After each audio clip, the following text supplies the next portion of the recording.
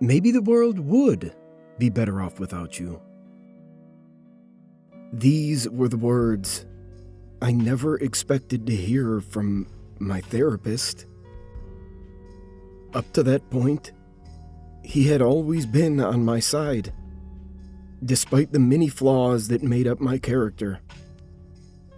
I had fleeting thoughts of suicide, but it was never something I intended to act upon.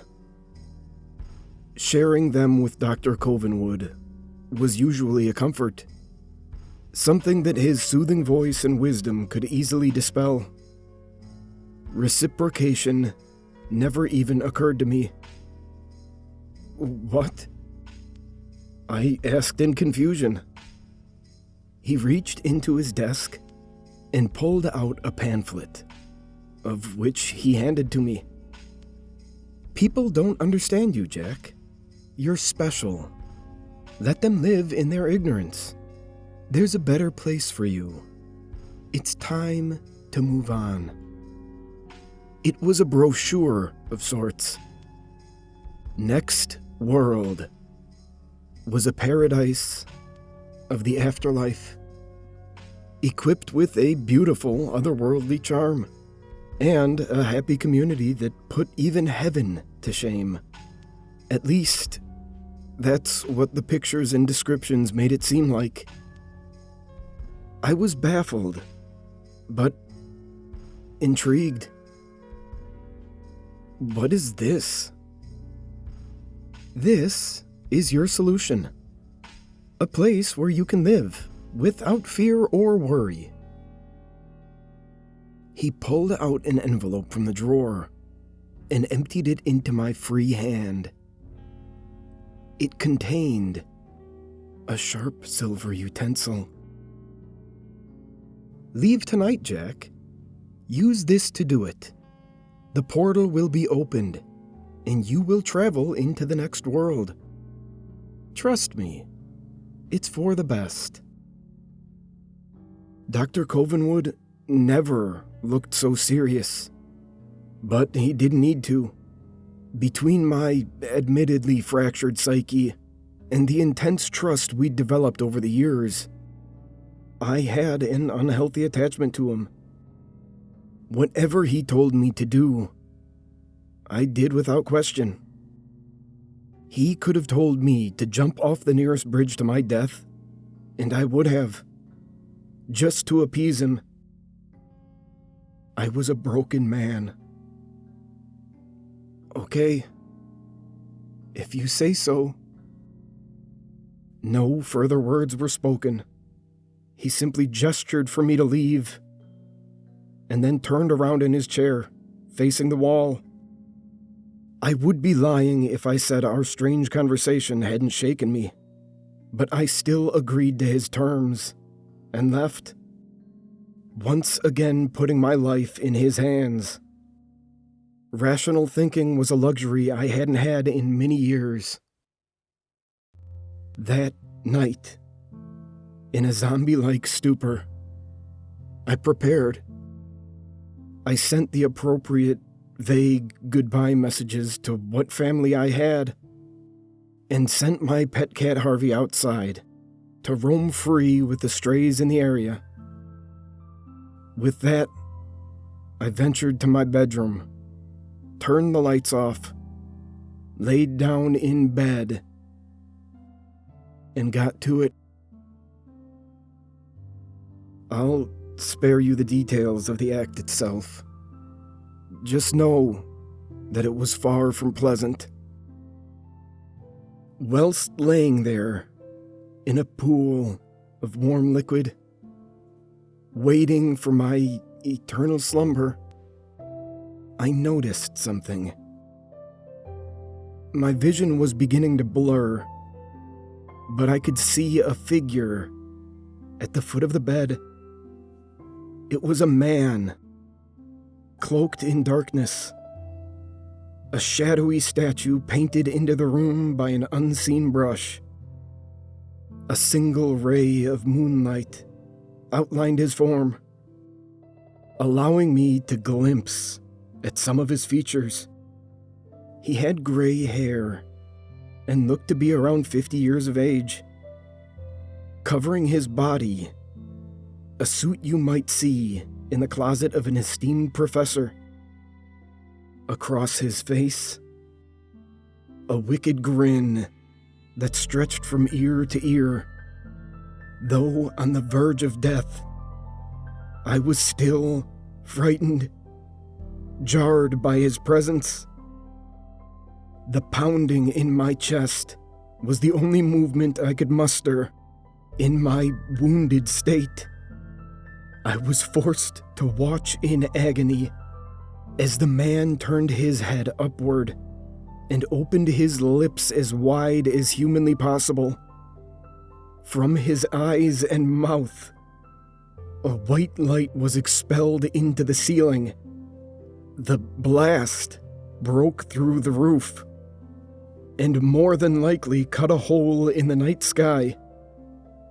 The house around us shook, and all at once, our environment transformed. I was no longer lying in bed. I was now in a white room, healed of my self-inflicted scars. In pulling myself to my feet, I surveyed my surroundings. Before me was a white table. Behind it, 2 doors on either side. Standing opposite me was the man, his head still tilted. The light had now dissipated. After a moment or two, he lowered his gaze to meet mine and smiled. Sorry to scare you. It was necessary for the transition. Please, take a seat. The man motioned for me to sit at the table. I obliged, but remained cautious. He sat down across from me. We are here to determine eligibility. Normally, when a mortal is killed with a next world artifact, they move on without issue. However, when it's done deliberately to oneself, a judgment is needed to complete the process. Make sense? I was amazed. Dr. Covenwood was speaking the truth. The next world was real, and I was ready to take my place inside, hopeful for a better existence. I nodded. Good. We can begin. The man handed me a blank sheet of paper and fountain pen. Answer truthfully. The paper will know if you're lying. To my astonishment, questions appeared on the page. I would write out my response. The ink would vanish, and the next query would present itself. Some were normal, asking for mundane personal information, while others probed for answers about my actions in deeply strange scenarios, such as, if given the choice, would you rather have your skin removed or your soul? It felt like an exam I could never have studied enough for. When all was said and done, I handed the paper over. The man put on a pair of old-fashioned spectacles and looked it over, as if what I wrote was still there. Oh dear, this is not good. Not good at all. I looked at him, perplexed. What's wrong? You were referred by one Dr. Covenwood. Yes? Is there an issue? Well, Dr. Covenwood has recently been brought to our attention for violating one of our sacred rules. He's what we call a collector. I was confused. Collector? Yes. He's sent many a patient to the next world, in hopes of easing their pain. Collectors are usually malevolent by nature, killing the innocent with our artifacts and feeding off the energy expelled from the act. He's different. His intentions are morally sound, but his actions still conflict with our code of conduct. He's even gone so far as to pass around non-sanctioned, printed materials revealing privileged information about this place, as I'm sure you've seen. What does this mean, exactly? The man bore a heavy look of disappointment. Unfortunately, given the unique circumstances of your departure from Earth, you are considered non-eligible for residency in the next world. You will now be escorted to the other world instead. Other world? Where's that? Will I be okay? The man offered no reply or consolation. Within a matter of seconds, I was lifted from my seat by an unseen force and pinned to the surface of the table. The man stood up from his chair and pulled a strange-looking dagger out from within his jacket. I tried to break free, but it was no use. The sharp point gently caressed my skin, forming an X on my torso, just below the heart. In a flash, I was lifted again, and then pushed into the door at the right-hand side of the room. It was swiftly shut behind me. I turned back, but the door was gone. Around me, an endless black void. I ran, desperate to find even a sliver of light in the darkness. This endeavor was unfruitful. No direction offered any dissonance. The only thing that broke up the landscape was the occasional shadow in the corner of my eye, slightly darker than the canvas behind it.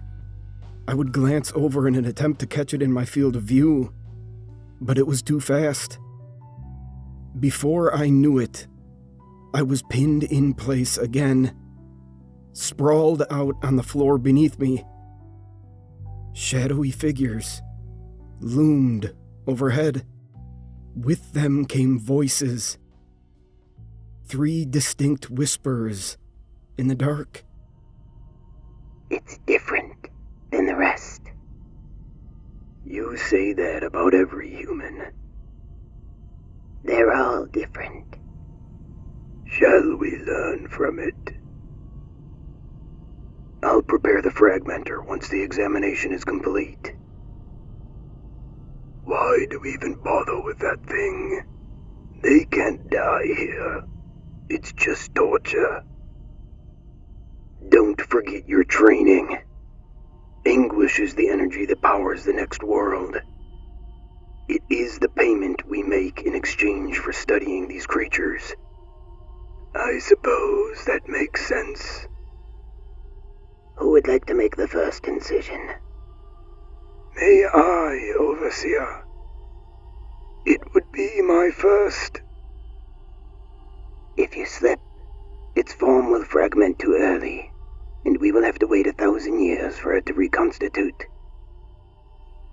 I can't even begin to fathom what this type of being would experience in that time. I am aware of the risk.